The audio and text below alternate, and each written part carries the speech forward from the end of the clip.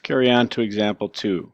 In this problem, we're going to use congruent triangles to solve a certain problem here. And that problem is to find the distance across a river. So say we want to find the distance from N all the way over to P across this river. Okay? It's difficult to measure directly, so we're going to come up with an indirect way. So what we do is we place a stake at K. So we put a stake right there at K. On the near side so that NK is perpendicular to NP, so that this line is perpendicular to this line. So that means they form a right angle, sorry. Now, then find M, which is the point that's right in the middle of N and K, the midpoint. Well, if that's the midpoint, then NM and MK have to be the same distance because this is right in the middle.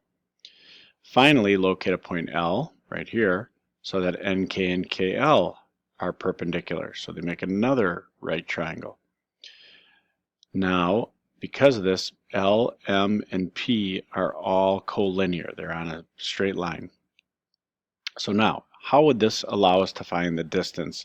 So how could I explain how this allows us to find the distance?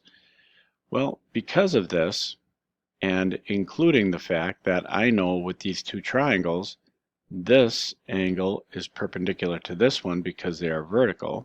So let me write that down. So I know angle NMP is congruent to angle LMK because they are vertical. So it's a definition of vertical angles. I know that I have 3 parts of this triangle congruent to 3 parts of this triangle. 2 angles and a side again, but this time the side is in between these 2 angles. So that would be angle side angle.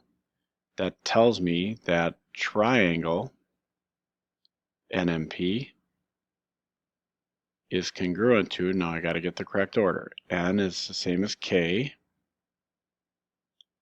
M and M are congruent.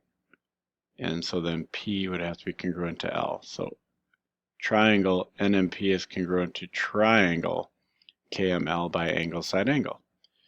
Therefore, what do I know? Well, I can find this distance across from N to P, which is difficult to measure because it goes across the river, but I know it has to be the same. If you look here, NP has to be the same as KL.